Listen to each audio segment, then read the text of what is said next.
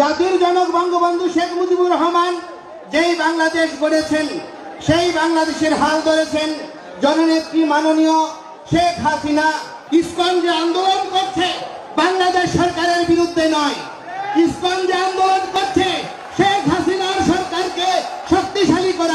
আন্তর্জাতিক কৃষ্ণ ভাবনা সম্পন্ন সংঘ বা international society for Krishna consciousness হল গৌড়ীয় বৈষ্ণব মতবাদের অনুসারী একটি হিন্দু ধর্মীয় প্রতিষ্ঠান।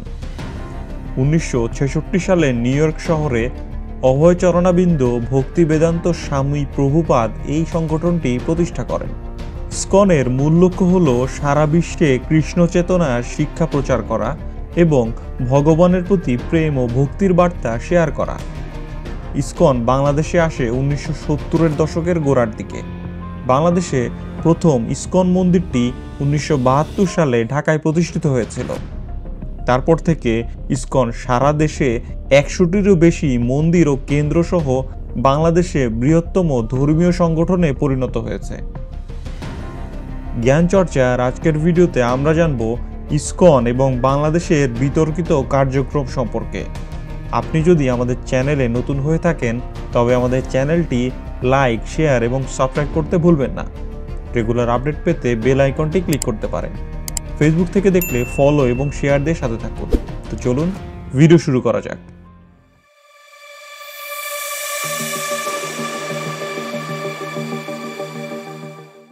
ইসকনের উদ্দেশ্য সম্পর্কে যা জানা যায় তা হচ্ছে এটি মূলত ধর্মীয় উদ্দেশ্য নিয়ে জনসেবা, শিক্ষা, ধর্মচর্চা, আধ্যাত্মিক চর্চা করবে। ইসকনের সদর দপ্তর মায়াপুর, নদিয়া, পশ্চিমবঙ্গ, ভারতে। অবাক হওয়ার মতো বিষয়, যে ব্যক্তি ভারতে কোনো হিন্দু শিক্ষালয়ে লেখাপড়া করেনি, লেখাপড়া করেছে খ্রিস্টানদের চার্চে, তিনি হচ্ছেন ইসকনের প্রতিষ্ঠাতা। পেশায় সে ছিল ফার্মাসিউটিক্যালস ব্যবসায়ী, কিন্তু হঠাৎ করেই তার মাথায় কেন হিন্দু ধর্মের নতুন সংস্করণের ভূত চাপলো কিংবা কোনো শিক্ষা বলে চাপলো তা সত্যি চিন্তার বিষয়। স্বামী প্রভুপাদ নতুন ধরনের হিন্দু সংগঠন চালু করতে প্রথমে তাতে বাধা দিয়েছিল মূলধারার সনাতন হিন্দুরা।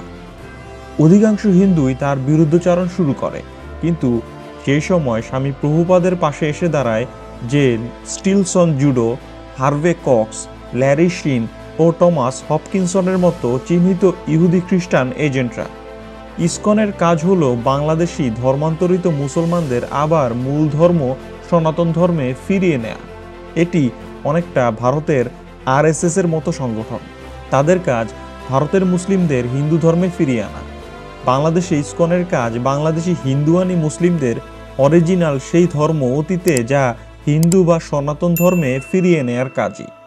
এতে তাদের সহায়তা করে ভারতের RSS ও প্রতিবেশী দেশের হিন্দুত্ববাদী সংগঠনগুলো। অনেক সনাতনী ইসকনকে উগ্রবাদী সংগঠন বলে মনে করে। নয়ন চ্যাটার্জি নামে এক সাংবাদিক তার এক নিবন্ধে লিখেছিলেন, বাংলাদেশের হিন্দু নেতা ও সংগঠনগুলোর পরিস্থিতি সমাধানে এগিয়ে আসা উচিত। তাদের অবস্থান পরিষ্কার করে বলা উচিত।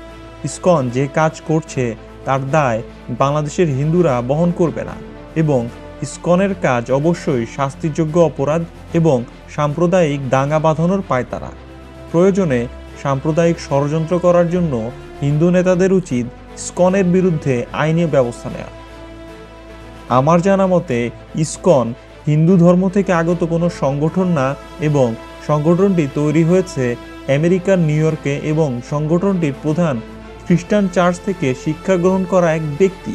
এই সংগঠনটি বাংলাদেশে সনাতন হিন্দুদের কাছে আতঙ্ক স্বরূপ, কারণ এই সংগঠনটি যেখানেই যায় সেখানেই সনাতন হিন্দুদের মন্দির দখল করতে উঠে পড়ে লাগে। এখানে ইসকনের সাথে মূল সনাতন ধর্মের একটি বেসিক কনসেপ্টের অমিল রয়েছে। এই সংগঠনটি হিন্দুদের অধিকাংশ বেসিক কনসেপ্টই স্বীকার করে না। তারা হিন্দুদের উপর সম্পূর্ণ নিজস্ব কনসেপ্ট চালিয়ে যেতে চায়। এদের চেনার সহজ উপায় হচ্ছে এরা সবসময় ইউরোপীয় সাদা চামড়াদের সামনে নিয়ে আসে। সংগঠনটি মূলত NGO টাইপ। এরা নিম্নবর্ণের হিন্দুদের দলে ভিড়িয়ে দল ভারী করে। এর কারণে তাদের আস্তানাগুলো হয় নিম্নবর্ণের হিন্দুদের আস্তানার পাশে। যেমন ঢাকা শহরের স্বামীবাগ মন্দিরের পাশে ইসকন মন্দির হওয়ার কারণ স্বামীবাগে রয়েছে বিশাল মেথরপট্টি। এই মেথরপট্টির নিচু বর্ণের হিন্দুদের নিয়ে তারা দল ভারী করে। সিলেটেও ইসকনদের প্রভাব অনেক বেশি, কারণ চা শ্রমিকদের একটি বিরাট অংশ নিচু বর্ণের হিন্দু। এদেরকে দলে নিয়ে সহজে কাজ করে তারা। ঢাকার স্বামীবাগের ইসকন মন্দিরটি আগে একটি সনাতন হিন্দু মন্দির ছিল। সেই মন্দিরের জমির মালিক সনাতন হিন্দু ব্যক্তিকে মামলা মোকদ্দমা দিয়ে সেখানে তারা ইসকন মন্দির গড়ে তুলেছে। একইভাবে ঠাকুরগাঁও সদর উপজেলার আউলিয়াপুর এলাকায় শ্রী শ্রী রসিক রায় জিও মন্দিরে সনাতনীদের উপর অত্যাচার করে আসছে ইসকনীয়রা। 2009 সালের 18 সেপ্টেম্বর রসিক রায় জিও মন্দিরে দুর্গাপূজা নিয়ে ইসকনপন্থী ও সনাতন ধর্মাবলম্বীদের সংঘর্ষ হয়। এ সময় ইসকন ভক্তদের হামলায় ফুলবাবু নামে একজন সনাতন নিহত হয়। এরপর পরিস্থিতি নিয়ন্ত্রণ আনতে উপজেলা প্রশাসন মন্দির সিলগালা করে কার্যক্রম পরিচালনার দায়িত্ব নেয়। তারপর থেকে ওই মন্দিরে পূজার সময় সংঘর্ষের আশঙ্কায় স্থানীয় প্রশাসন 144 ধারা জারি করে রাখে। ইসকনের বিরুদ্ধে রয়েছে আরও বিস্তর অভিযোগ। চট্টগ্রামে ইসকন নেতাকর্মীরা সদল বলে স্কুলে স্কুলে গিয়ে খাবার বিতরণের আড়ালে কোমলমতি শিশু শিক্ষার্থীদের হরে কৃষ্ণ হরে রাম মন্ত্র পড়তে অপকৌশলে একরকম বাধ্য করে চরম সমালোচনা ও বিতর্কের মুখে পড়ে। এজন্য পরে ইসকন নেতারা প্রকাশ্যে ক্ষমাও চান। 2019 সালে চট্টগ্রামের বিভিন্ন স্কুলে ইসকন ফুড ফর লাইফের খাবার বিতরণ নিয়ে সামাজিক যোগাযোগ মাধ্যমে একটি ভিডিও ভাইরাল হয়। সেখানে দেখা যায় শিশুদের খাবারের পূর্বে হরে কৃষ্ণ জপতে বলা হচ্ছে। অবশ্য এ নিয়ে পরবর্তীতে তারা আবারও দুঃখ প্রকাশ করে। ইসকন সংগঠনটি এক ধরনের উগ্র সংগঠন। বাংলাদেশে যে সাম্প্রদায়িক সম্প্রীতি বিরাজ করে সেটি ভাঙার জন্য বারবার চেষ্টা করেছে এই সংগঠনটি। যেহেতু পার্শ্ববর্তী ভারতে উগ্র হিন্দুরা সংখ্যালঘু মুসলমানদের উপর নির্যাতন করছে, সেহেতু বাংলাদেশে এই সাম্প্রদায়িকতার উল্টো রেশটা আনার জন্য প্রয়োজন হয় এই মুসলিম বিরোধী একটি সংগঠনের। তারা বিভিন্নভাবে মুসলিম বিরোধী কাজে ইন্ধন দেয়, যেন মুসলমানরা সংখ্যালঘু হিন্দুদের উপর ক্ষেপে যায়।